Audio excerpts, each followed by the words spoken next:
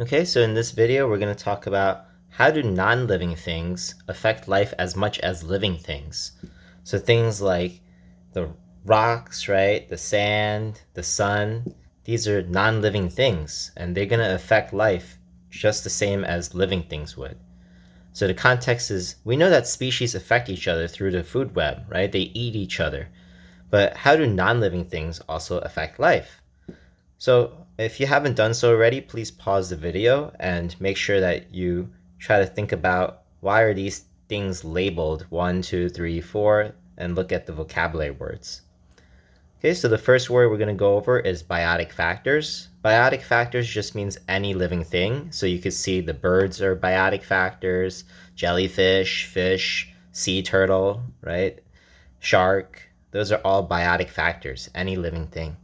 Abiotic factors talk about any non-living thing. So there's the sun, there's rocks, there's sand, right? The temperature, all of these things are abiotic factors. They're not alive. Okay, number 3. So if we look over here, where's number 3? Sorry, I can't find number 3. What did I label number 3? Oh, here. Number 3 is down here, sorry. Oh, it's not even in the video. Number 3 is habitat. So habitat just talks about the area that a certain species would live in, right? So these fish, this fish, the habitat is like in the ocean by the rocks, right? Whereas these fish, their habitat is still in the ocean, but it's not by the rocks.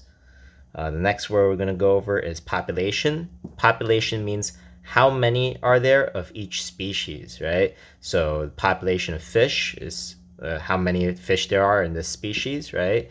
That live in this area.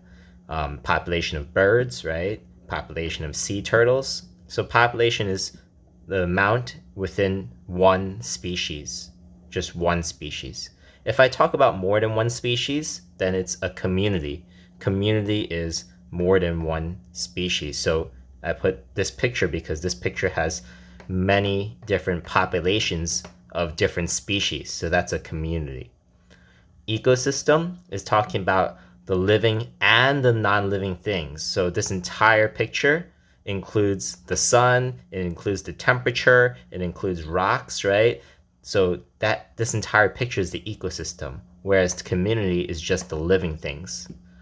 And finally, biodiversity. This picture shows a lot of biodiversity because you can see that the shark has 3 different sources of food, right? Well, actually 2, right? It eats the sea turtles here, and it also eats the fish, right?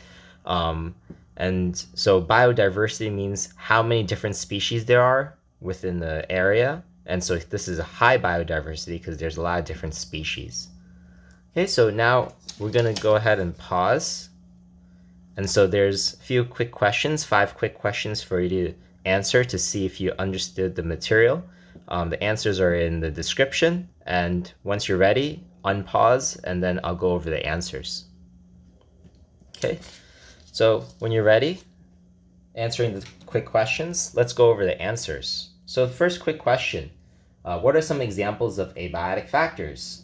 Give me at least 4, right? So the wind is not in this picture, so the wind is not alive. Temperature, we said before. The water is not alive, right? Rocks, the sand, right? All of these are abiotic factors. They're not alive.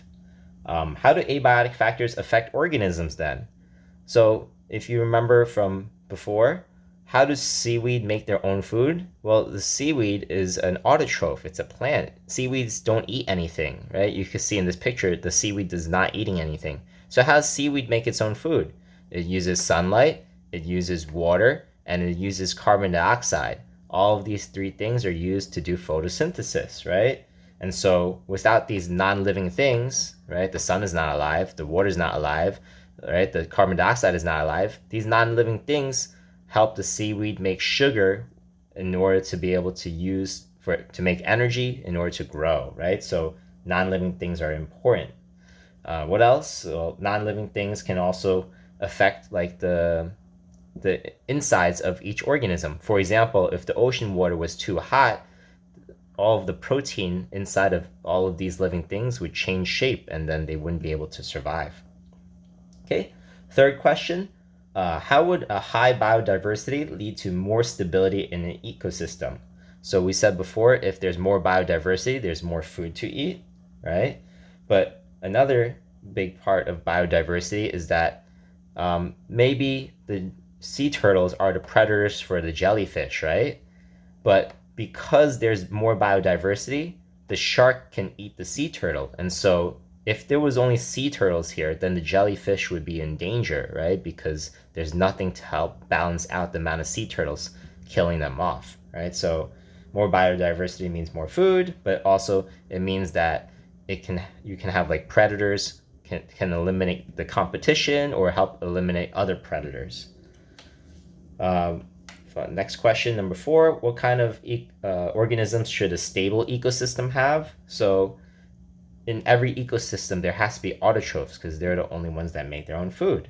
There are consumers because consumers can help balance out the amount of autotrophs, because if there was just autotrophs here, then they would grow everywhere and then they would use up all the water and then they would all die, because without water, then they can't do photosynthesis, right?